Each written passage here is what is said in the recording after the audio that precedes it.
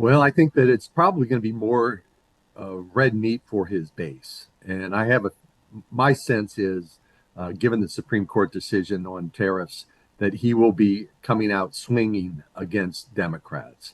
I think there'll probably be more attacks in this State of the Union than typically is the case.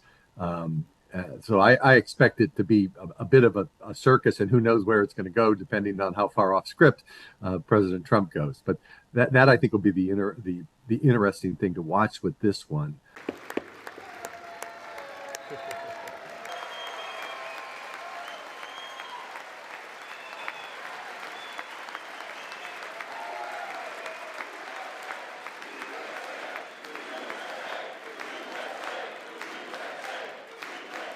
The 10% replacement tariff he had announced on Friday, up to 15%, that is the top limit he can charge under the different tariff statute that Trump is now claiming.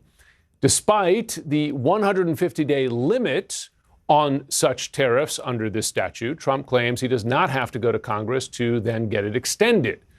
In another social media post earlier today, Trump threatened to hike tariffs even further on any country that backs away from earlier trade deals with the U.S. He warned them not to, quote, play games.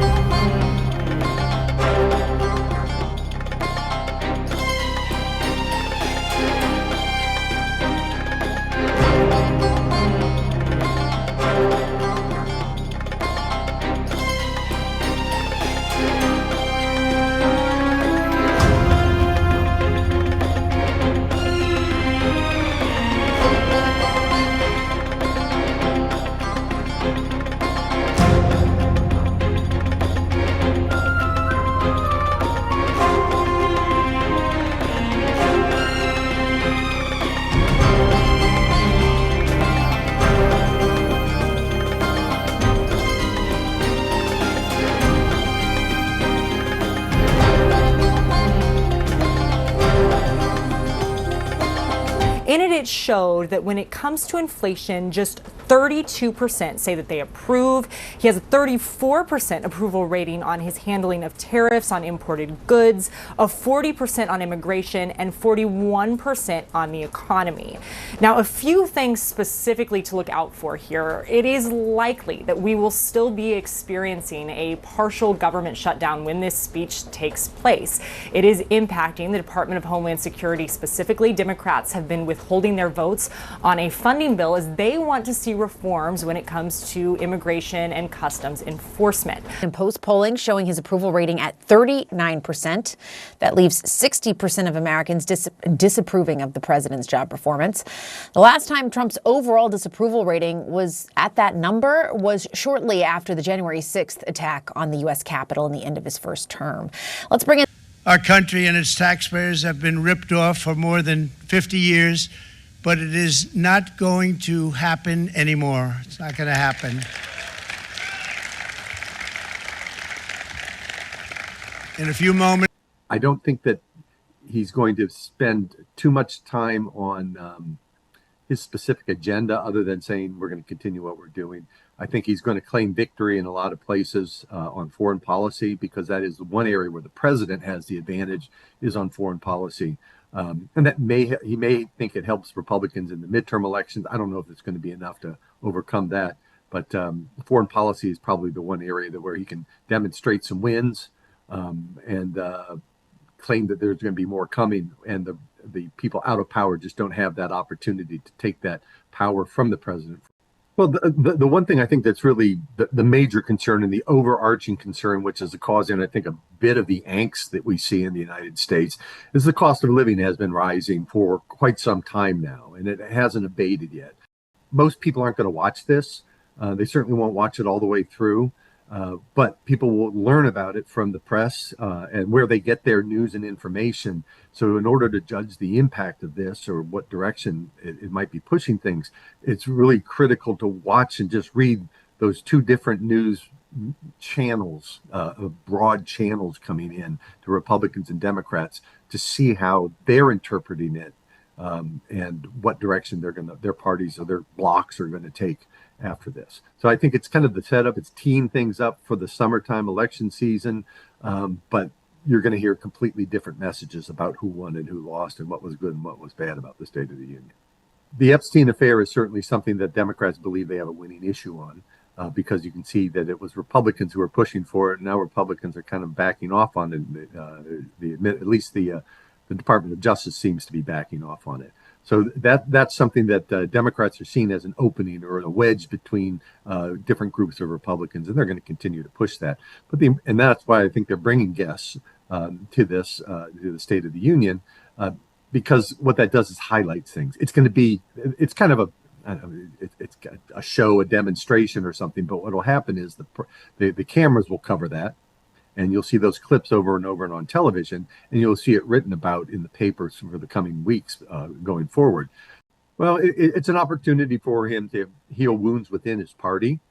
This is going to be challenging because I think that the Supreme Court decision this week, I can see Trump going after the members of the Supreme Court who are in the room there. So I could see that not being helpful.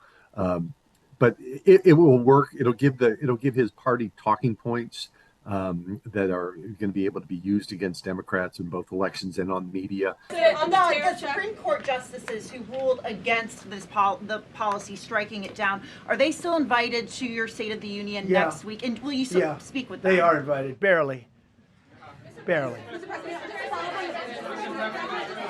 3 are happily invited. No, they're barely invited. Honestly, I couldn't care less if they come. Okay. The things that I would look for to really kind of make the news would be any really dramatically new proposals, or maybe an announcement that the troops are going into Iran while he's speaking, something like that. That obviously would make the news. But I think other than that, I think it's going to be gas. What does he say that is really something that isn't anticipated and causes people to step back and ask what's the change, what's going on here? That's the second thing I look for. The third thing I look for, which is kind of less important, but I think that Democrats are, because it's an election year and we're getting people lined up for the presidency in 2028 within the Democratic Party, I would not be surprised to see kind of on the floor demonstrations by Democratic members of Congress. And I think you're going to see a lot of cameras trained on those people to see what the reactions they're going to have for Trump. Those sorts of things I think are going to matter. If I'm advising the Democrats, I'd probably say, keep things calm. Let if your enemy's defeating himself, stay out of the way, sort of a thing. Because I think that Trump is just going to have a hard time. I think he's going to have a hard time maintaining a calm demeanor during the speech.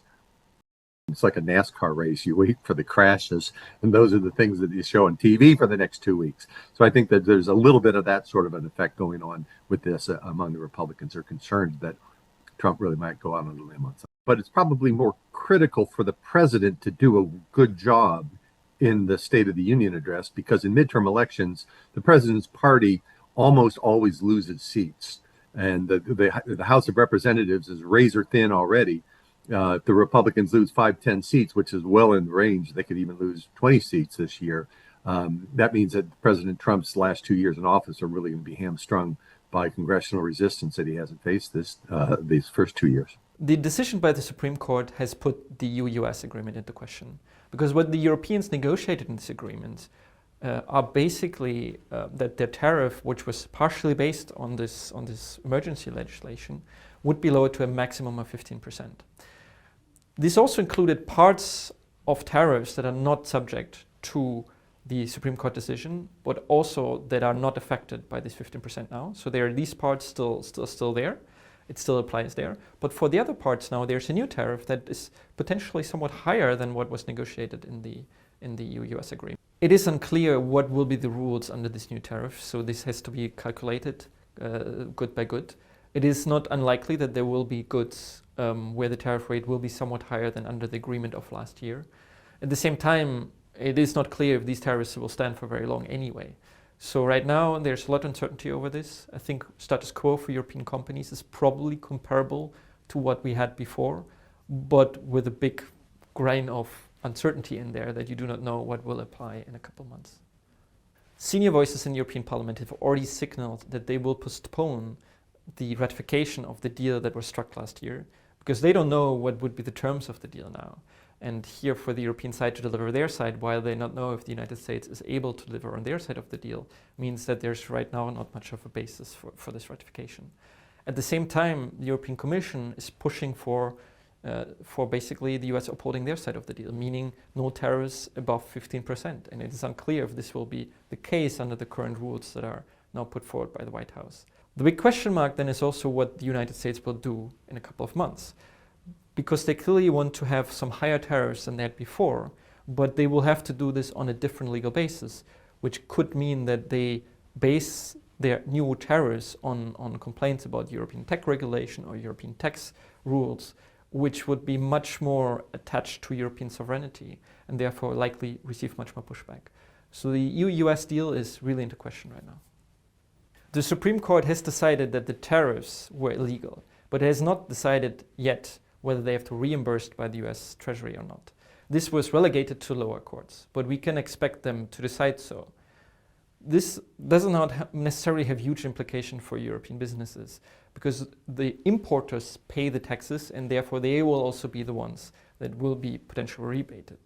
To the extent that European companies act as importers in the United States, they might claim reimbursements, but what they will certainly not be reclaiming is a loss of revenue that they got from just the rise in prices they had to do and what that meant for loss of customers.